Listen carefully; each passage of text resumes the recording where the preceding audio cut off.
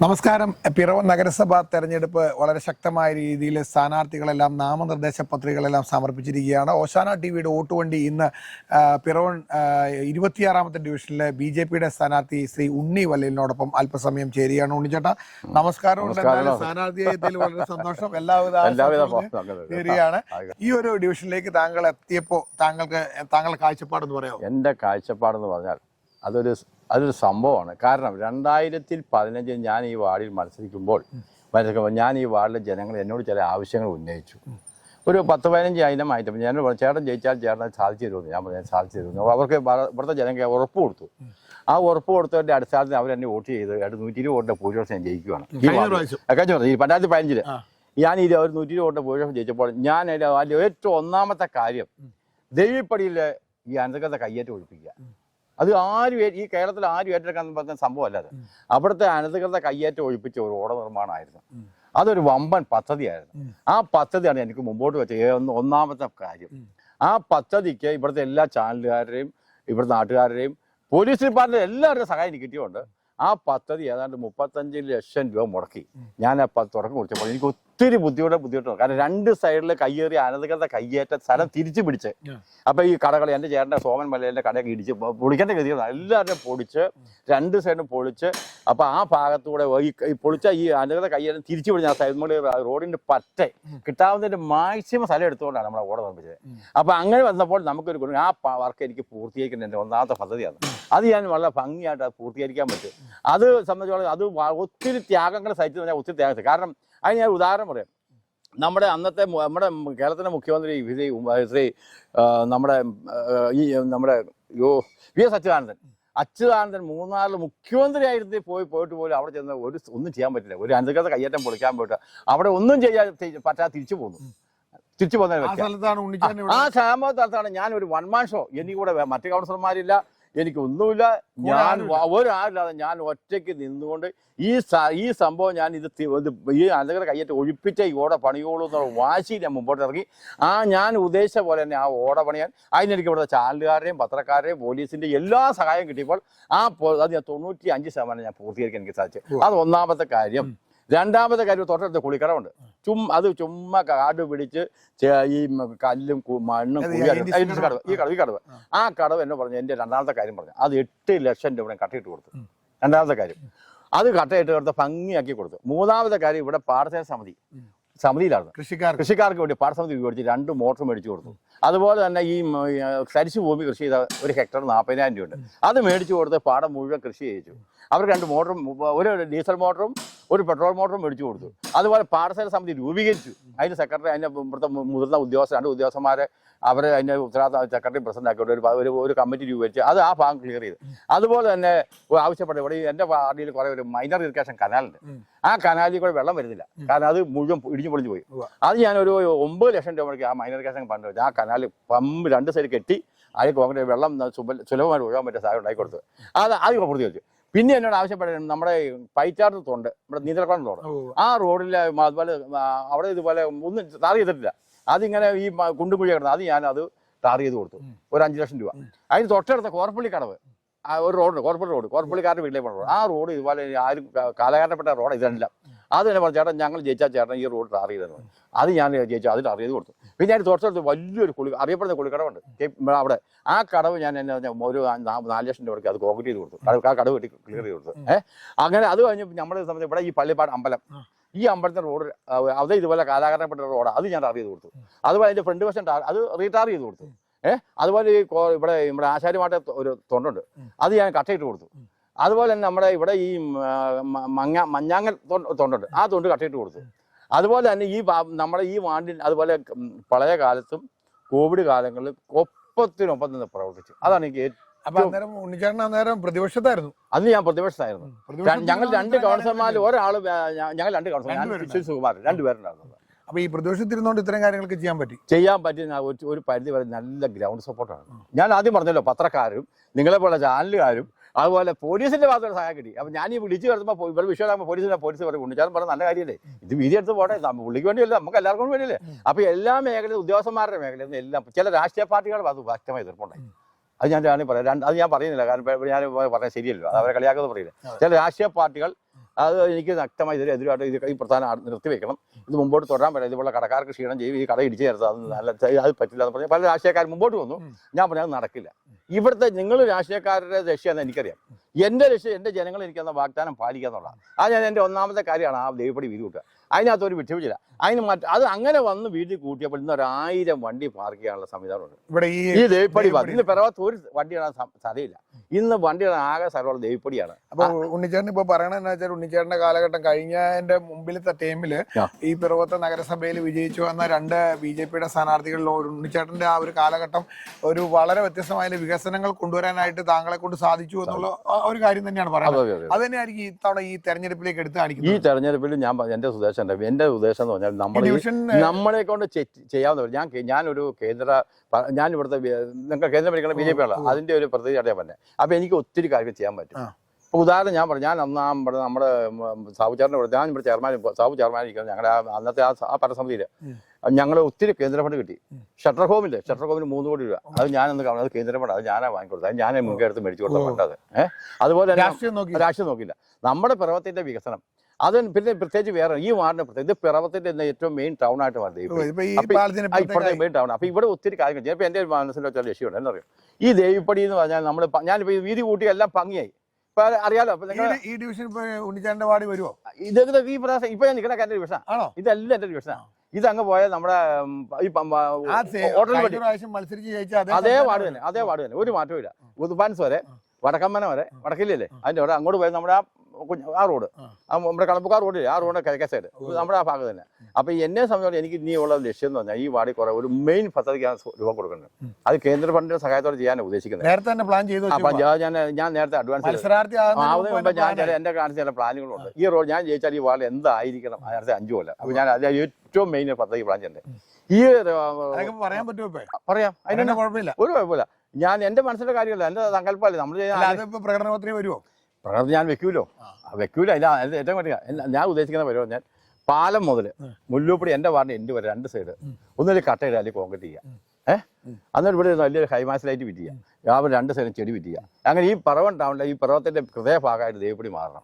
നല്ല ഒരു ബ്യൂട്ടിഫുൾ സിറ്റിയാക്കി ഇത് ഈ ഭാഗത്തെ മാറ്റിയേക്കാൻ പദ്ധതി. കാരണം ഞാൻ നോക്കിയാൽ നടക്കും. കാരണം ഇതൊരു ഇങ്ങനെ കാട് പിടിച്ച് കടകക്കാരെല്ലാം കയറ്റി വെച്ച് ഷെഡ് കെട്ടി കൈകേറിക്കുന്ന സ്ഥലങ്ങൾ തിരിച്ചു പിടിച്ച് അത്രയും മനോഹരമാക്കാമെങ്കിൽ ഇത് എന്നെ കൂടെ സാധിക്കുമെന്നാണ് എൻ്റെ വിശ്വാസം. കാരണം കേന്ദ്രം ഭരിക്കുന്നവര് പിന്നെ എനിക്ക് ഒത്തിരി ബന്ധങ്ങൾ അതൊക്കെ മുതലായിക്കോട്ടെ ഞാൻ ഫണ്ട് കണ്ടെത്തും. അപ്പൊ നിലവിലിപ്പോ ഉണ്ണിച്ചേട്ടന്റെ ഈ ഡിവിഷനിലേക്ക് സ്ഥാനാർത്ഥിയായി എത്തുമ്പോൾ തന്നെ ഉണ്ണിച്ചേട്ടൻ കഴിഞ്ഞ കാലഘട്ടങ്ങളിലൂടെ ഡിവിഷനിൽ ചെയ്തതിന്റെ ബാലൻസ് കാര്യങ്ങൾ ഓർത്തിരുന്ന് വീണ്ടും ചെയ്യാൻ തയ്യാറെടുപ്പിലാണ്. അപ്പൊ അങ്ങനെ ഒരു ഡ്രീം പദ്ധതിയാണ്.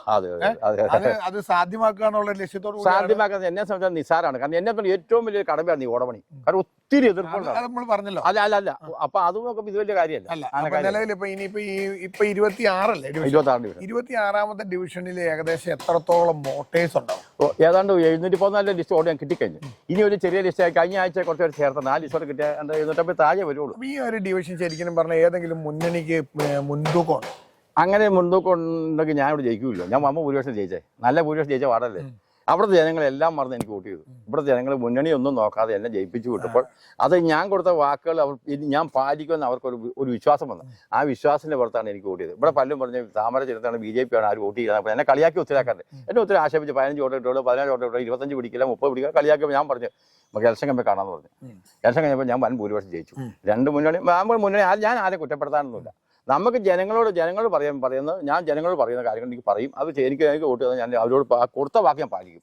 ഞാൻ ഇന്ന് ചെയ്യുന്ന ചെയ്തിരിക്കും. അപ്പൊ നിലവിലിപ്പോ ഈ ഒരു ഡിവിഷനിലെ ഇനിയിപ്പോ ഈ പറഞ്ഞത് കുറച്ച് കാര്യങ്ങളേ ഉള്ളൂ. അല്ലാതെ മറ്റുള്ള കാര്യങ്ങൾ ഇനി ഇവിടെ ഒത്തിരി കാര്യങ്ങൾ ഈ വാർഡ് ചെയ്യാനുള്ളത്. നമുക്കിപ്പോ പ്രാദേശിക റോഡ് ഞാൻ പോയി കഴിഞ്ഞ ശേഷം ഒന്നും നടന്നിട്ടില്ല. ഇവിടെ ഞാൻ 5 കൊല്ലം ഇരുന്നപ്പോൾ അതിന് ശേഷം വന്ന കൗൺസിൽ ഒന്നും ഇവിടെ നടന്നില്ല. അപ്പൊ അതൊക്കെ വീണ്ടും ഇതിന് ശേഷം വന്ന കൗൺസിലർ ഈ ഡിവിഷനിലേക്ക് നോക്കിയില്ല. മൊത്തത്തില് ഞാൻ അങ്ങനെ ഒരാളെ കുറ്റപ്പെടുത്താൻ ശരിയല്ല. ഞാൻ കുറ്റപ്പെടുത്തില്ല. എന്നെ സംബന്ധിച്ചാൽ ഞാൻ നോക്കി പല റോഡുകളെല്ലാം മോശമായ അവസ്ഥയാണ്. അതെല്ലാം റീടാർ ചെയ്യണം. അതുപോലെ ഒത്തിരി എല്ലാ റോഡും റീടാർ ചെയ്യാനുള്ള പദ്ധതികളുണ്ട്. പിന്നെ ഈ കൃഷിയൊക്കെ കെട്ടടങ്ങിപ്പോയി. ചേട്ടന്റെ ഈ ഡിവിഷനിൽ ഏറ്റവും കൂടുതൽ കൃഷിയാണ്. ഈ ഭാഗമാണ് മുഴുവൻ കൃഷിഭാഗമുണ്ട്. കുറച്ചുള്ളൂ. ഞാൻ ഇവിടെ ഇവിടെ ഈ കൃഷിപ്പാടം എന്ന് പറഞ്ഞാൽ ഇവിടെ ഒരു പാടശാല സമിതി ഇല്ലായിരുന്നു. ഞാൻ കൗൺസിലറായപ്പോൾ ഒരു പുതിയ രൂപീകരിക്കുക പുതിയ പാഠശാല രൂപീകരിക്കുക. ജനങ്ങളെ അപ്പൊ ഈ ഞാൻ അതിനെപ്പറ്റി അന്വേഷിച്ചപ്പോൾ 1200 സെന്റ് സ്ഥലം എന്ന് വെച്ചാൽ ഉണ്ടെങ്കിൽ ഒരു പാഠശാല രൂപീകരിക്കണം. അപ്പൊ ഞാൻ ഈ പാഠം അളച്ചപ്പോൾ 1000 കൂടുതലുണ്ട്. അപ്പൊ അങ്ങനെ എനിക്ക് ഒരു പാഠശാല രൂപീകരിക്കാൻ പറ്റി. അപ്പൊ അങ്ങനെ ഒരു പാഠശാല രൂപീകരിച്ച് ഞാൻ അങ്ങനെ രൂപീകരിച്ച് അവർക്ക് 2 മോട്ടറൊക്കെ മേടിച്ചു കൊടുത്തു. എല്ലാ സഹായം മുനിസിപ്പൽ അവിടെ കിട്ടാവുന്ന കൃഷിഭവനിലൊക്കെ മേടിച്ചു കൊടുത്തു. അവർ കൃഷി ചെയ്ത് ഇപ്പൊ കുറെ നാട് അതൊന്നും എല്ലാം കെട്ടാൻ കിടക്കും. പിന്നെ അത് ഒന്നുകൂടെ ഒന്ന് പൊടിതെട്ടിയെടുക്കണം. അപ്പൊ നിലവിൽ ഈ ഉണ്ണിച്ചേട്ടന്റെ ഒരു ഐഡിയയിൽ പ്രകാരം നിരവധി വികസന പ്രവർത്തനങ്ങൾ രണ്ടൂന്ന് കാര്യം. അതിനകത്ത് മറ്റൊരു കാര്യമുണ്ട്. ഇവിടെ ഇതൊരു നല്ല പുറത്ത് ഏറ്റവും നമുക്ക് ഹൃദയഭാഗം ഇവിടെ നമുക്കൊരു നല്ലൊരു പകൽ വീട് വേണം, പിന്നെ ഒരു അംഗൻവാടി വേണം. അപ്പൊ ഞാനിവിടെ എന്റെ അറിവ് പല സ്ഥലത്ത് പകൽ വീട് പറഞ്ഞത് നമുക്ക് ഈ ആളുകൾക്ക് ഒന്ന് വിശ്രമ കേന്ദ്രം വയനാട് പകൽ വീട് എന്ന് പറഞ്ഞാൽ ഒരു ഇപ്പോഴത്തെ പുതിയ ഭാഷ. ഈ പകൽ വീട് പിന്നെ അതിനോട് ചേർന്ന ഒരു അംഗൻവാടി ഇല്ല. അപ്പൊ അതിന് ഞാൻ ഇപ്പൊ ഞാനിവിടെ കൗൺസിൽ അല്ലെങ്കിൽ പോലും ഞാൻ ഈ വാല കാര്യം അന്വേഷിക്കാറുണ്ട്. എവിടെയൊക്കെ പുറമ്പോക്ക് കിടക്കണമെന്ന് ഞാൻ ഈ റീസർവേ വന്നപ്പോൾ ഞാൻ കണ്ടുപിടിച്ചിട്ടുണ്ട്. അപ്പൊ റീസർവേ എവിടെ കൊണ്ടെന്ന് എനിക്കറിയാം. ആ റീസർവേയിൽ കിടന്ന ആ പുറമ്പോക്ക് ഞാൻ കണ്ടെത്തിയിരുന്നത്. അത് എനിക്ക് എവിടെ ആരോട് സ്ഥലം പറയില്ല. അതിനകത്ത് ഞാൻ ആ സ്ഥലത്തേക്ക് ആ സ്ഥലം കണ്ടെത്തി അവിടെ ഞാൻ ഈ ഒരു അംഗൻവാടി പകൽ വീടും പണിയാനുള്ള സംവിധാനം അത് വളരെ മനോഹരമായിട്ട് സന്ധ്യ ആളുകൾക്ക് ഒന്ന് ഇരിക്കാനുള്ള സംവിധാനങ്ങൾ എല്ലാത്തോടും കൂടി പകൽമാടി ഒരു അംഗൻവാടി. ഉണ്ണിച്ചേട്ടൻ ഈ പറഞ്ഞിരിക്കുന്ന കാര്യം എന്ന് വെച്ചിട്ടുണ്ടെങ്കിൽ സാധാരണ ആൾക്കാർക്ക് ഒരു വിശ്രമ കേന്ദ്രം പോലെയും അതുപോലെ കുട്ടികൾക്ക് പഠിക്കാനുള്ള അംഗൻവാടി കാര്യങ്ങളെല്ലാം ഈ ഒരു ഡിവിഷനിൽ എത്തിക്കുക എന്നുള്ളൊരു മുൻകരുതൽ നേരത്തെ തന്നെ ഉണ്ട്. അപ്പൊ നിലവിൽ ഇപ്പൊ ഈ ഒരു ഡിവിഷനിൽ ഞാനിപ്പോ ഉണ്ണിച്ചേട്ടന്റെ അടുത്ത് എത്തിയപ്പോഴത്തേക്ക് ഈ ഒരു 26ാം ഡിവിഷനിൽ വളരെ 3 ശക്തരായ സ്ഥാനാർത്ഥികളെ മത്സരിക്കുന്നതെന്ന് പറയുന്നു. അപ്പൊ അതിനെ കുറിച്ച് എന്നാ പറയാനുള്ളത്? അല്ല, ഞാൻ അങ്ങനെയല്ല. ജനങ്ങളെ സംബന്ധിച്ചോളം ഈ ശക്തത തീരുമാനിക്കുന്ന ജനങ്ങളാ. അവർ വോട്ട് ജയിക്കുന്ന ആളാണ് ശക്തൻ. അല്ല, ത്രികോണം അത് ഞാൻ പറഞ്ഞില്ല. ഞാൻ ഇതിന് ഇങ്ങനെ ത്രികോണം മത്സരം വന്നപ്പോഴും അത് എന്നെ ബാധിച്ചില്ല. ഞാൻ ഈസിയായിട്ട് ഈ പാടി ജയിച്ചു കയറി നല്ല ഭൂരിപക്ഷത്തിൽ. പക്ഷേ എന്നെ കളിയാക്കുക പല വിധത്തിലൊക്കെ എന്നെ കളിയാക്കുകയും ചെയ്തു. ഉണ്ണിച്ചാറിന് ഇവിടെ പച്ചവോട്ടില്ല, BJP ആണ് 15 വോട്ട് 20 35 വോട്ട് കൂടി പിടിക്കാതെ എന്നെ ഒത്തിരി കളിയാക്കിയിട്ടുണ്ട്. പക്ഷേ എങ്കിൽ പോലും ഇവിടുത്തെ ജനങ്ങൾ എൻ്റെ കൂടെ എന്നെ അത്രത്തോളം വിശ്വാസം അന്ന് ഞാൻ ഒന്നുമല്ല. അതിനുശേഷം ഞാൻ കൗൺസിലറായി. ഞാൻ പറഞ്ഞ വാക്കുകളെല്ലാം പാലിച്ചു. ഇവർ ചെയ്ത അതുപോലെ പഴയ കാലങ്ങളിലെല്ലാം എന്നെ കൊണ്ട് പറ്റാവുന്ന സഹായം മുഴുവൻ ചെയ്തു. രാപകലില്ലാതെ കഷ്ടപ്പെട്ട് പഴയ സമയത്ത് ഞാൻ ഈ വാർഡ് തന്നെയാണ്, ഈ ക്യാമ്പിൽ തന്നെ കിടന്നതും. എൻ്റെ വീട്ടിൽ പോയി ഞാൻ ഇവിടെ കിടന്ന് ഇവരുടെ കൊടുത്ത് എല്ലാ സമയം ചെയ്തു കൊടുത്തു. പ്രളയാനന്തര ശേഷം സർക്കാരിൽ നിന്ന് 2.25 ലക്ഷം രൂപ, 1.25 ലക്ഷം രൂപ, 60,000 രൂപ, 10,000 രൂപ തോതിൽ എല്ലാവർക്കും വീട്ടിലെല്ലാവർക്കും പിടിച്ചു. 2.25 ലക്ഷം വരെ കിട്ടിയ ആൾക്കാരുണ്ട്. 1.25 കിട്ടിയവരുണ്ട്, 60,000 കിട്ടിയവരുണ്ട്. എല്ലാ വീടും കിട്ടി. ഒരു വീടും കിട്ടാതിരുന്നില്ല. അപ്പൊ നമുക്ക് എല്ലാ വീടും. അതിനുശേഷം കോവിഡ് സമയത്ത് ഞാൻ അവർക്ക് വേണ്ട എല്ലാ സഹായങ്ങളും ചെയ്തു കൊടുത്തു. ഒരു മടിയും കാണിച്ചില്ല. എനിക്ക് വരുമ്പോൾ കോവിഡ് വരും അല്ല വന്നോട്ടെ, അതൊന്നും എനിക്ക് വിഷയമല്ല. ഞാൻ ഈ വാർഡിൽ നിന്ന് മാറിയില്ല. എൻ്റെ ജനങ്ങളൊപ്പം നിന്ന് അവർക്ക് എന്നെ ഫോൺ ചെയ്ത് ഇന്ന സാധനം ഞാൻ അവിടെ എത്തിച്ചു കൊടുക്കാം. പാല് വരെ അവർക്ക് എന്ത് വേണമെന്ന് അവർ വിളിച്ച് ആ സമയം അതുപോലെ ഒപ്പം നിന്ന് ഞാൻ പ്രവർത്തിച്ച ആളാണ്. അതിനകത്ത് ഒരു മാറ്റമില്ല. അത് ഏത് കൂടി അന്വേഷണം അവർ പറയും. ഇപ്പൊ നിലവിൽ ഇപ്പൊ ഈ ഡിവിഷനിലെ വോട്ടേഴ്സിനെ കയറി എത്ര വട്ടം കയറി? ഞാനിപ്പോ ഒരു ശരിക്കും പറഞ്ഞാൽ 4 വട്ടം കയറി. 4 വട്ടം കയറേണ്ട കാര്യം പാടില്ല. പക്ഷെ എങ്കിൽ പോലും നമ്മളെ സംബന്ധിച്ച് നമ്മൾ ഞാൻ ഒരു വീടിച്ചാൽ പറഞ്ഞു ഒത്തിരി ദിവസം ഈ വാതി കണ്ടില്ലോ എന്ന് പറഞ്ഞു. അങ്ങനത്തെ അവസ്ഥ വരരുത്. അപ്പൊ നമ്മൾ എപ്പോഴും വോട്ടർമാരായിട്ട് ബന്ധപ്പെട്ടിരിക്കും. അത് ഇതിനകത്ത് എത്രത്തോളം വോട്ടുകൾ ചെയ്യും ചേട്ടാ? ഇവിടെ എൻ്റെ കണക്കുള്ള ഇവിടെ ഒത്തിരി ആളുകൾ വിദേശത്തും അവിടെയൊക്കെ ഒത്തിരി പ്രശ്നങ്ങൾ ഇവിടെ ഈ നമ്മുടെ സ്റ്റേറ്റ് വിട്ട കിടക്കുന്നുണ്ട്. അവരെല്ലാം കൂടി വരുമ്പോൾ നമ്മൾ എൻ്റെ കണക്കുള്ള 600 താഴെ തൊട്ട് പോളിംഗ് കണക്കുള്ളൂ. 550-600 അടുക്കൽ പോളിംഗ് ഞാൻ പ്രതീക്ഷിക്കുന്നത്. അതിന് വേണ്ടി കണക്കുകൂടെ നമുക്കില്ല. നമ്മുടെ ഏകദേശം ഐഡിയ പറഞ്ഞു. ഞാൻ വേറൊരു കാര്യം ഇപ്പൊ ഈ ഒരു ഡിവിഷനിൽ ഇപ്പൊ ചേട്ടൻ പറഞ്ഞ കൃഷിഭൂമിയും കാര്യങ്ങളൊക്കെ അല്ലാതെ വേറെ 2ാമത് പദ്ധതി എനിക്ക് പദ്ധതിയുണ്ട്. ഞാൻ അടുത്തത് എൻ്റെ മെയിൻ പദ്ധതിയാണ് ഈ നമ്മുടെ ഈ എക്സൈസ് കടവുപാലം സഫലമാക്കാൻ വേണ്ടി ഞാൻ പണിയെടുക്കും. അത് എന്റെ ഡിവിഷൻ ഒന്ന് അവസാനിക്കണേ. ഈ പാലം വന്ന് എന്റെ ഡിവിഷൻ മണിക്കപ്പടിക്ക് എന്റെ ഡിവിഷനിൽ എന്റെ പാടത്ത്. അപ്പൊ ഞാൻ ഉദ്ദേശിക്കുന്നത് ആ പാലം വരാൻ വേണ്ടി ഏത് ഗവൺമെന്റ് അവർക്ക് സമ്മർദ്ദം ചെയ്തു പറ്റാന്ന്. അതിനുശേഷം ഇവിടെ ഈ നമ്മുടെ ഈ പ്രൈവറ്റ് സ്റ്റാൻഡ് ഇവിടെ ആക്കുക, ഇക്കരയ്ക്ക് കൊണ്ടുവരിക. ഇവിടെ കൊണ്ടുവന്ന് ഈ നമ്മുടെ കൊണ്ടുവന്ന് ഇവിടെ നിന്ന് സർവീസ് തുടങ്ങണം. കിഴക്കൻ വണ്ടികളും എറണാകുളം വണ്ടി ടൗണിൽ കൂടി ചുറ്റി പോകണം. അപ്പൊ എന്റെ പദ്ധതി പറഞ്ഞാൽ ഈ സ്റ്റാൻഡ് ഇവിടെ സ്ഥാപിക്കാം. അങ്ങനെ സ്ഥാപിക്കണം. പിന്നെ ഇവിടുത്തെ ഗതാഗത കുരുക്ക് അതൊരു കൗൺസിലറെ കൊണ്ട് വിചാരിച്ചാൽ നടക്കുമോ? അത് നമുക്ക് സമ്മർദ്ദം എടുത്താലോ? നമ്മളെയൊക്കെ പറ്റാവുന്ന രീതിയിൽ ഇപ്പൊ നമുക്ക് ഞാൻ ഒരു കൗൺസിലർ നിസ്സാരക്കാരനല്ലല്ലോ. ഞാൻ ഏതാണ്ട് 1.5 കോടി പഴയ സമയത്ത് 1.5 കോടി രൂപ വാടി കിട്ടി ഈ വീടുകൾക്കൊക്കെ. അപ്പൊ നിസ്സാരക്കാരാണെങ്കിൽ കിട്ടുമോ? അത് ഞാനൊരു കാര്യം ചോദിച്ചോട്ടെ. ഞാനിപ്പോ ഈ എക്സൈസ് കടവുപാലത്തിന്റെ കാര്യം പറഞ്ഞതുകൊണ്ട് മാത്രം ചോദിക്കണം. നിലവിലിപ്പോ ഈ ഒരു എക്സൈസ് കടവുപാലത്തിന്റെ പേര് പറഞ്ഞുകൊണ്ട് വർഷങ്ങളായിട്ട് അങ്ങോട്ടും ഇങ്ങോട്ടും ഫ്ലെക്സും ബോർഡുകളൊക്കെ ആൾക്കാർ വെക്കുന്നുണ്ട്. ഞാൻ ചോദ്യത്തിലേക്ക് വരട്ടെ. അപ്പൊ ഇതെല്ലാം വെച്ചുകൊണ്ടിരിക്കുമ്പോൾ പോലും ഉണ്ണിച്ചേട്ടന് കഴിഞ്ഞതിന്റെ മുമ്പിലത്തെ കാലഘട്ടത്തിൽ താങ്കൾ കൗൺസിലറായിരുന്ന സമയത്ത് ഇങ്ങനെയുള്ള ഒരു പദ്ധതിയെ കുറിച്ചൊക്കെ പറഞ്ഞപ്പോ അന്ന് ചേട്ടൻ ഇങ്ങനെ ഒരു കാര്യം അന്ന് അങ്ങനെ നമ്മുടെ കണ്ണി പൊടി കിട്ടും ചില ആൾക്കാർ. ഫ്ലെക്സ് വെച്ചാൽ വോട്ട് മേടിച്ചു പോയി. പക്ഷെ ഞാനും അവിടെ വരുമെന്ന് തോന്നുന്നു. പക്ഷെ അന്ന് ഈ ഫ്ലെക്സും ഒരു 1000 രൂപ ടോക്കൺ പോലും വെക്കാതെയാണെന്ന് ഇവിടെ ഈ പാലം വരുന്നത് ഇവർ ഇത് അടിച്ചിറക്കിയത്. സത്യത്തിൽ 1000 രൂപ ടോക്കൺ പോലും കൊടുക്കാതെയാണ് ഇവർ ഈ സംഭവം അടിച്ചിറക്കിയത്. ശരിക്കും ജനങ്ങളെ കണ്ണി പൊടിയിടുക സത്യത്തിൽ. പക്ഷെ പിന്നെ അത് മനസ്സിലായി, അത് ഞാൻ ജയിച്ച അവസാന ഘട്ടം എനിക്ക് മനസ്സിലായി ഇത് ഇവർ പറഞ്ഞതെല്ലാം കള്ളത്തരായിരുന്നു, ജയിക്കാൻ വോട്ടിന് വേണ്ടിയുള്ള പണിയായിരുന്നു. പക്ഷെ യാഥാർത്ഥ്യം ഈ പാലം ആവശ്യമാണ്. ഞാനിപ്പോൾ ചോദിച്ചോട്ടെ ഒരു കാര്യം ചോദിച്ചത്, സാധാരണ ഇപ്പൊ താങ്കൾ BJPയുടെ ഒരു സ്ഥാനാർത്ഥി ആയതുകൊണ്ട് മാത്രം ചോദിക്കണം, കേന്ദ്ര ഗവൺമെന്റ് നിരവധി പദ്ധതികളുണ്ട്. ഈ പദ്ധതികൾ ഏതെങ്കിലും പെടുത്തിക്കൊണ്ട് നമുക്ക് ഇങ്ങനെ ഒരു എക്സൈസ് കടവാലത്തിന് ഫണ്ട് അനുവദിക്കാൻ പറ്റും?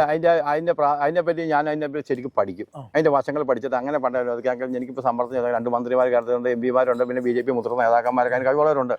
നമ്മൾ ഇതെന്ന് പറഞ്ഞാൽ ഇവിടെ നിന്ന് ഒരു ക്രിസ്ത്യൻ നടക്കില്ല. അപ്പൊ നമ്മളെ സംബന്ധിച്ചോളം അങ്ങനെ സാധിക്കാൻ പറ്റുമെങ്കിൽ സാധിക്കും. അതിനെപ്പറ്റി ഞാനൊരു അതിനെപ്പറ്റി പഠനം നടത്തും. അങ്ങനെ ചെയ്യാൻ കിട്ടും, കേന്ദ്രത്തെ ഫണ്ട് കിട്ടാൻ പറ്റുമെങ്കിൽ ഇപ്പോൾ 2 മന്ത്രിമാർ കേരളത്തിലുണ്ടല്ലോ, അവരെ കണ്ട് നമ്മൾ സ്വാധീനിച്ച് ഞങ്ങൾ ഇതിന് ഈ വാർഡിന്റെ പ്രത്യേകത ഇത് ക്രിസ്ത്യൻ മെജോറിറ്റി ഇച്ചിരി കൂടുതലുള്ളതാണ്. അപ്പൊ അവരുടെ വോട്ടുകൾ കിട്ടുമ്പോഴാണ് ഞാൻ ജയിക്കണേ. അവരാണ് എനിക്ക് അതിൻ്റെ വോട്ട് ബാങ്കാണ് അവരുത്. അപ്പൊ അങ്ങനെ വരുമ്പോൾ നമുക്ക് ആ വാർഡിനെ പ്രത്യേകം സംരക്ഷിക്കേണ്ട ഉത്തരവാദിത്തം നമുക്കുണ്ട്. അപ്പൊ എല്ലാവരും വോട്ടും ജയിക്കണേ. അപ്പൊ ഇച്ചിരി ക്രിസ്ത്യൻ മെജോറിറ്റി കൂടുതലുള്ള വാർഡാണ് അത്. ഇപ്പൊ എന്ന് വെച്ചാൽ അപ്പൊ അവർ വോട്ട് കൂടുതലുണ്ട്. അപ്പൊ നമുക്ക് അതൊരു ആ വോട്ടുകൾ എനിക്ക് തന്നെ കിട്ടിക്കൊണ്ടിരിക്കണം. അപ്പൊ കിട്ടുമ്പോൾ നമ്മൾ അത് അങ്ങനെ രീതിയിൽ നമ്മൾ പറയുന്ന കാര്യങ്ങൾ കറക്റ്റ് ആയിരിക്കണം. മാറ്റം വരാൻ പാടില്ല. അപ്പൊ എക്സൈസ് പാടുന്ന എന്റെ മനസ്സിലത് ഒരു സ്വപ്നമാണ്. അത് സാക്ഷാത്കരിച്ചാൽ ഈ വാർഡിന്റെ ഈ പ്രവർത്തനത്തിന്റെ ഹൃദയഭാഗത്ത് ഈ വാർഡ് മാറും. കാരണം ഞാൻ പറഞ്ഞു ഇവിടെ പല കാലം നമ്മുടെ ഈ ബസ് സ്റ്റാൻഡ് ഇവിടെ സ്ഥലം തരാൻ തയ്യാറാണ്. ഞാൻ അന്വേഷിച്ച കഴിഞ്ഞ സ്ഥലത്ത് ഞാൻ വണ്ടി ജയിച്ചപ്പോൾ ഞാൻ ഇവിടെ ചോദിച്ചപ്പോൾ സ്ഥലം തരുന്നത് തയ്യാറാണ്. ഇപ്പൊ ഇവിടെ ഈ ഭാഗത്തുള്ള പലരും തയ്യാറാണ്. അപ്പൊ അങ്ങനെ സ്ഥലം കിട്ടാന്ന് വെച്ചപ്പോൾ നമുക്ക് പിന്നെ ഈ ബസ് സ്റ്റാൻഡ് ഇവിടെ സ്ഥലം കിട്ടാൻ തയ്യാറാകുമ്പോൾ നമുക്ക് തടസ്സം നിൽക്കണ ഈ പാലാണ്. പിന്നെ പ്രധാന ഇപ്പൊ നമ്മുടെ ഈ പാലം 1959 പണി തുടങ്ങി, 61 ഉൾക്കാരണം ചെയ്ത പാലം ഇപ്പോഴത്തെ ആ പാലം ശരിക്കും ബലശയാണ്. ആ പാലം ബലശയെന്ന് പറഞ്ഞപ്പോൾ ഒരു പ്രാന്തി പാലം ബലശയെ കഴിഞ്ഞപ്പോൾ ഇത് സാബു പറഞ്ഞത് ചെയ്തപ്പോൾ ഇത് ചിപ്പ് ചെയ്തേക്കുക. ഒരു സ്ഥലത്ത് കെമിക്കൽ സാധനം ഉപയോഗിച്ച് ഈ പാലം ചിപ്പ് ചെയ്ത് ഇതിന്റെ കമ്പി തെളിഞ്ഞാർന്ന് സത്യം എനിക്കറിയാം. ഞാൻ പോയി കണ്ടതാ, ഞാൻ സാബുവെ കൂടി പോയി കണ്ടതാ, ഞങ്ങളുടെ ചെയർമാൻ. അപ്പൊ ഇത് ഈ പാലം കമ്പി കഴിഞ്ഞാൽ ഇപ്പൊ ചിപ്പ് ചെയ്ത് പിടിപ്പിച്ചേക്കുക. പാലം ബലശയാണ്. അപ്പൊ നമ്മൾ ഈ പാലം എന്ന് പറഞ്ഞാൽ അത് സുരക്ഷ. അതിനുശേഷം ഇവര് ഒരു അപ്പത്തം ഈ കമ്പി അതിന് സൈഡിൽ കൂടെ നടക്കണം. ആ കണ്ടമാനം ഓവർലോഡ് കയറ്റിയേക്കുക. അതൊക്കെ പാലത്തെ ക്ഷീണം സംഭവിച്ചിട്ടുണ്ട്. അപ്പൊ അത് നമുക്ക് മൊത്തം നമ്മുടെ പാലം ശരിക്കും പക്ഷേ 1959 പണി തുടങ്ങി 61 ഉൾക്കാരണം ചെയ്ത പാലം എത്ര വർഷം ആലോചിക്കണം. അപ്പൊ അതിലൊരു മാറ്റം ഈ എക്സൈസ് കടവാലം വന്നാൽ റെഡിയാവും. അപ്പൊ നമ്മൾ ഈ പടിഞ്ഞാറുന്ന വേണ്ടി കിഴക്കാൻ വേണ്ടി നമുക്ക് ഇങ്ങനെ തിരിച്ചുവിടാം. രണ്ടാമത് പിറവത്തുനിന്ന് ആ പ്രൈവറ്റ് സ്റ്റാൻഡിൽ നിന്ന് ആ സ്റ്റാൻഡ് ഇങ്ങോട്ടേക്ക് ഇവിടുന്ന് വണ്ടി സ്റ്റാർട്ട് ചെയ്യാം. കോട്ടയം വണ്ടിക്ക് ഇവിടുന്ന് പോകാം, മൂവാറ്റ വണ്ടിക്ക് ഇവിടുന്ന് പോകാം, ലോങ് സർവീസ് വണ്ടിയൊക്കെ ഇതിലെ വന്ന് പോകാം. അതിന് എറണാകുളം വണ്ടി ഇവിടുന്ന് വന്ന് ടൗണിൽ ചുറ്റി എറണാകുളത്തേക്ക് പോകാം. അപ്പോൾ ഇവിടുന്ന് ആയിരിക്കും സ്റ്റാർട്ടിങ്. അപ്പോൾ അത് ഞാൻ അന്ന് വെച്ച പദ്ധതി. അത് അന്ന് പിറവ മുനിസിപ്പാലിറ്റി ചർച്ച ചെയ്താൽ അത് മൊത്തത്തിൽ ഞാൻ MLA വരെ ശ്രദ്ധപ്പെടുത്തിയ.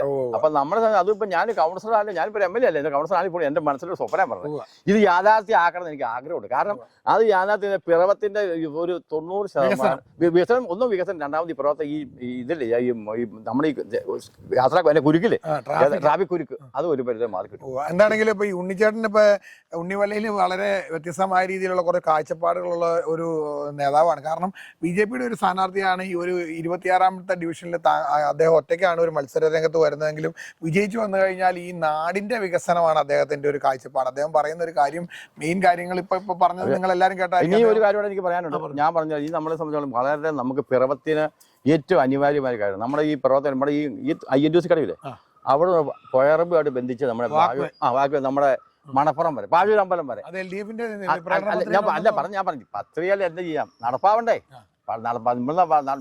ഞാൻ ഇവിടെ എന്റെ ഡിവിഷൻ വരെ അതിന്റെ ഡിവിഷൻ ഈ കടവിന്റെ അവിടെ തുടങ്ങിയാൽ നമുക്ക് വാഴൂർ അമ്പലം വരെ അങ്ങനെ പദ്ധതി ഉണ്ട്. അത് കേന്ദ്ര ഫണ്ട് കിട്ടും, റിവർ മാനേജ്മെന്റ്. ഇവർക്ക് പറച്ചിൽ മാത്രമേ ഉള്ളൂ, പ്രാവർത്തികമാക്കി കേന്ദ്രം സഹായിക്കണം. ആ ഫണ്ട് കിട്ടും കേന്ദ്ര ഫണ്ടാ. റിവർ മാനേജ്മെന്റ് എന്ന് പറഞ്ഞാൽ അറിയാലോ, അത് പുഴ സംരക്ഷണ സമിതി അതിന്റെ ഫണ്ട്. ആ ഫണ്ട് കേന്ദ്ര ഫണ്ട്, അത് ഫണ്ട് കിട്ടാൻ ബുദ്ധിമുട്ടില്ല. നടത്തിക്കോട്ടെ, ആദ്യം നടത്തിക്കോട്ടെ, നമുക്ക് സംഭവം വന്നാൽ മതി. അപ്പൊ എന്താണെങ്കിലും ഉണ്ണിമലയിലെ വ്യത്യസ്തമായ കുറെ കാഴ്ചപ്പാടുകൾ ഇപ്പൊ അദ്ദേഹം പറഞ്ഞിരിക്കുകയാണ്. 26ാം ഡിവിഷനിലെ BJPയുടെ സ്ഥാനാർത്ഥിയായിട്ട് അദ്ദേഹം മത്സരിക്കുകയാണ്. ഈ വാർഡും ഈ നാടും എങ്ങനെയാണ് കൊണ്ടുപോകേണ്ടതെന്നുള്ളൊരു കാഴ്ചപ്പാട് അദ്ദേഹം കഴിഞ്ഞ കുറേ കാലങ്ങളായിട്ട് പഠിച്ചുകൊണ്ട് തന്നെയാണ് അദ്ദേഹം പറയുന്നത്. എക്സൈസ് കടവുപാലം ഈ ഡിവിഷൻ 26ാം ഡിവിഷനിലേക്ക് വന്നു ചേരുന്നൊരു ഭാഗമാണ്. ആ ഡിവിഷനിൽ എക്സൈസ് കടവുപാലം കൊണ്ടുവരാനുള്ള ഒരു ആഗ്രഹം അദ്ദേഹം പറയുന്നു. ഒപ്പം തന്നെ ഈ കൃഷിഭൂമിയുമായിട്ട് ബന്ധപ്പെട്ട നിരവധി കാര്യങ്ങൾ അദ്ദേഹം പറയുന്നു. അതുപോലെ തന്നെ ഈ ഒരു ഡിവിഷനിൽ സാധാരണക്കാരായ കുറേ ആൾക്കാർക്ക് വന്ന് താമസിക്കാനുള്ള എന്ത് വീടാ പറഞ്ഞത്, പകൽ വീട്. പകൽ വീടുണ്ട്, അംഗൻവാടി വേണം. ഈ റോഡുകളുടെ രണ്ട് സൈഡും ഒരു പൂങ്കാവൻ അല്ലെങ്കിൽ ഒരു പൂന്തോട്ടം ഉണ്ടാക്കിക്കൊണ്ട് ഇവിടെ ഒരു ഹൈമാസ് ലൈറ്റുകളെല്ലാം വെച്ചുകൊണ്ട് ഈ പിറവം ടൗണിന്റെ ഹൃദയഭാഗത്തു നിന്നുള്ള കുറെ തിരക്കുകളും കാര്യങ്ങളെല്ലാം ഒഴിവാക്കിക്കൊണ്ട് ഈ ഒരു എനിക്ക് തോന്നുന്നത് ദേവിപ്പടി മുതൽ ഇങ്ങോട്ടുള്ള ഭാഗത്ത് കുറെ വ്യത്യസ്തമായ വികസന പ്രവർത്തനങ്ങൾ കൊണ്ടുവരണം എന്നുള്ള നിരവധി കാഴ്ചപ്പാടുകളുമായിട്ടാണ് 26-ാം ഡിവിഷനിലെ BJP-യുടെ സ്ഥാനാർത്ഥി. ജനങ്ങളെ പറ്റി ഒന്നൊരു കാര്യമാണ്. ഇവിടുത്തെ ജനങ്ങളെ സംബന്ധിച്ചോളം പലരും പെൻഷൻ കിട്ടാതെ ഇപ്പോഴും ബുദ്ധിമുട്ടാണ്. അത് ഇവിടുത്തെ ഭരണകർത്താക്കൾ ആരും ശ്രദ്ധിക്കുന്നില്ല. ഞാനിരുന്ന കാലത്ത് കൃത്യമായിട്ട് ഞാൻ പെൻഷൻ ചേർക്കാറുണ്ട്. 60 വയസ്സ് കഴിഞ്ഞാൽ ചേർക്കാറുണ്ട്. അവരെ എല്ലാവരും ഞാൻ പെൻഷൻ പരിധി കൊണ്ടുവരും. രണ്ടാമത്തെ കാര്യം എന്ന് പറഞ്ഞാൽ ഇവിടെ ഈ നമ്മൾ ഇപ്പം 70 കേന്ദ്രമന്ത്രി പദ്ധതിയുണ്ട്. 70 വയസ്സ് കഴിഞ്ഞാൽ വയോധികരെ നമുക്ക് 5 ലക്ഷം രൂപ ക്ലെയിം ഇൻഷുറൻസ് പദ്ധതി, അത് ഞാൻ എല്ലാവരും 60 വയസ്സ് പൂർണ്ണമായിട്ടും അതിന്റെ പരിധി കൊണ്ടുവരും. 70 വയസ്സ് കഴിഞ്ഞവർക്ക് കേന്ദ്ര ഗവൺമെന്റ് പദ്ധതി അറിയാലോ, നിങ്ങൾക്ക് അറിയാലോ. ആ പദ്ധതി കഴിഞ്ഞാൽ 70 വയസ്സ് കഴിഞ്ഞാൽ അപ്പം മക്കളെ വരെ ആശ്രയിക്കാതെ ഒരു ആശുപത്രി ഒരു ചെലവ് ആശുപത്രി പോയ ഒരു മരുന്ന് പിടിക്കുന്നത്. അപ്പോൾ അവർക്കത് ആ കാർഡ് കാണിച്ചാൽ അവർക്ക് അതിന്റെ സംവിധാനം 5 ലക്ഷം വരെ അറിയാലോ. ആ പദ്ധതി നമ്മൾ നടപ്പാക്കാൻ ഇപ്പൊ എനിക്ക് ഏറ്റവും അത്യാവശ്യം ചെയ്യുന്ന കാര്യം ഈ ഒന്നിന്റെ കാര്യങ്ങൾ. അപ്പൊ ജനങ്ങൾ സാധാരണ ജനങ്ങളുടെ ഏറ്റവും വലിയ ആവശ്യമാണ്. അത് നമ്മൾ ഈ കൂടെ നടപ്പാക്കും. പിന്നെ അതുപോലെ തന്നെ ഈ വയോമിത്രം പരിപാടികൾ ഈ നമ്മുടെ വാർഡില്, അപ്പൊ അത് വയോമിത്രം അത് കൃത്യമായിട്ട് നടപ്പാക്കും. കാരണം ഈ വയോമിത്രം ഏറ്റവും ഗുണം എന്ന് പറഞ്ഞാൽ ആശുപത്രിയിലേക്കൊന്നും പോകണ്ട. ഒരു ഡോക്ടറും നേഴ്സും ഒരു ഡോക്ടർ നേഴ്സുമാരും മരുന്നുമാരും ഇവിടെ വന്ന് ഇവിടെ എവിടെയും വന്നിരുന്നു. അപ്പൊ അവർക്ക് സൗകര്യമായിട്ട് മരുന്ന് അത് ഇടയ്ക്ക് ചില കൃത്യമായിട്ട് പോകുന്നില്ല. അതൊന്ന് കൃത്യമാക്കുക. അങ്ങനെ അത് മാസം ഒരു പ്രാവശ്യം അങ്ങനെ അവർക്ക് ഒരു മാസം മരുന്ന് കിട്ടി. അപ്പൊ ആശുപത്രി ആരോഗ്യപരമായ അതൊക്കെ ചെയ്യണം. നിലവിൽ ഇപ്പൊ നമ്മുടെ ഈ ഒരു ഡിവിഷന്റെ സ്ഥാനാർത്ഥിയായി മത്സരിക്കുന്ന ഉണ്ണിവല്ലലിന് വികസനം എന്നുള്ള ഒരു കാഴ്ചപ്പാട് അദ്ദേഹത്തിന്റെ വളരെ വലിയ രീതിയിലുള്ള കാഴ്ചപ്പാടുകളായിട്ടാണ് വന്നിരിക്കുന്നത്. പറയുകയാണെങ്കിൽ എനിക്ക് തോന്നുന്നു ഒരു 1.5 മണിക്കൂർ നേരം ചർച്ചയായിട്ട് ഉണ്ണിച്ചേട്ടനായിട്ട് ഇരിക്കേണ്ടി വരും. എന്താണെങ്കിലും 26-ാം ഡിവിഷനിലേക്ക് മത്സരിക്കാൻ പോകുന്ന BJP-യുടെ എന്റെ ഒരു ആഗ്രഹം പറയാം.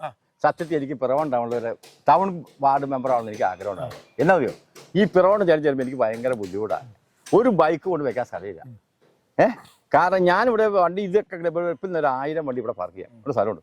പിറവം ടൗണിൽ കൊണ്ട് സത്യത്തിൽ ഒരു വണ്ടി വെക്കാൻ സ്ഥലമില്ല. ഞാൻ ടൗൺ മെമ്പർ ആണെങ്കിൽ ഉള്ള കാര്യം ഞാൻ പറയാമല്ലോ, ഇതല്ല സംഭവം. അവിടെ ആ ഒരു വണ്ടി ഇടാനുള്ള സൗകര്യങ്ങളും അനധികൃത കയ്യേറ്റവും ഞാൻ ഒഴിപ്പിക്കും. അവിടെ അനാവശ്യ ആ ഓടകളൊക്കെ മാറ്റി ഫുൾ വീതി എടുത്ത് നമ്മൾ വീട് 2 വരിപ്പാതെ വണ്ടിക്ക് പോകാൻ 2 സൈഡിൽ പാർക്കുള്ള സ്ഥലം നമുക്ക് കിട്ടും. സത്യത്തിൽ എനിക്കൊരു പിറവത്തെ ടൗൺ മെമ്പർ ആണെന്ന് വളരെ ആഗ്രഹമുണ്ട്. കാരണം അങ്ങനെ ചെയ്താൽ നമുക്ക് ഒത്തിരി കാര്യങ്ങളിൽ ജനങ്ങൾക്ക് വേണ്ടി ചെയ്യാൻ പറ്റും. കാരണം പിറവത്ത് സത്യം ഒരു കാർ കൊണ്ടുവിടാൻ സ്ഥലമുണ്ടോ? ഇല്ല. ഒരു ബൈക്ക് പോലും സെറ്റായിട്ട് വെക്കാൻ സ്ഥലമില്ല. സത്യത്തിൽ എന്നാൽ സ്ഥലം ഉണ്ട്. അത് ഓരോരുത്തരുടെ കൈകളിലാണ്. അങ്ങനെ അതിപ്പോ ഉണ്ണിച്ചേട്ടൻ പറഞ്ഞ ആദ്യം കഴിഞ്ഞ പ്രാവശ്യം ചെയ്ത കാര്യങ്ങളുമായിട്ട് ബന്ധപ്പെട്ടുകൊണ്ട് തന്നെ കുറച്ച് കാര്യങ്ങൾ കറക്റ്റായിട്ട് ചെയ്യുവാണെങ്കിൽ എവിടെയും വികസനം ഉണ്ടാക്കാൻ പറ്റുമെന്നാണ് അദ്ദേഹം പറയുന്നത്. എന്താണെങ്കിലും ഇത്രയും സമയം നമ്മുടെ ഈ ഒരു ചാനൽ ചർച്ചയിൽ 26-ാം ഡിവിഷന്റെ BJP-യുടെ സ്ഥാനാർത്ഥി ഉണ്ണിവല്ലയിൽ പങ്കെടുത്തു. നിരവധി വികസന പ്രവർത്തനങ്ങൾ ഈ ഡിവിഷനിലേക്കും ഈ പിറവത്തേക്കും കൊണ്ടുവരണം എന്നുള്ള അദ്ദേഹത്തിന്റെ ഒരു വലിയ കാഴ്ചപ്പാടാണ്. കേന്ദ്ര ഗവൺമെന്റിന്റെ പദ്ധതികൾ ഉൾപ്പെടെയുള്ള കാര്യങ്ങൾ ഈ പിറവും വാക്വേ നഗരസഭയുടെ അവിടെ മൂലം ഇങ്ങോട്ടുള്ള ഈ ആറ്റുതീരം പാർക്കിലുള്ള വാക്വേ പോലെയുള്ള കാര്യങ്ങളെല്ലാം കൊണ്ടുവരുന്ന ആഗ്രഹമുണ്ട്. പിറവത്തിന്റെ ഒരു വ്യത്യസ്തമായ കാഴ്ചപ്പാടുകൾ തന്നെ അദ്ദേഹത്തിന്റെ വികസന പാതയിലേക്ക് ഉണ്ടാകുമെന്നുള്ള അദ്ദേഹം പറയുന്നുണ്ട്. എന്താണെങ്കിലും എല്ലാവിധ ആശംസകളും നേരെയാണ്. ഇത്രയും സമയം ചാനൽ ചർച്ചയിൽ ഞങ്ങളോടൊപ്പം നമസ്കാരം.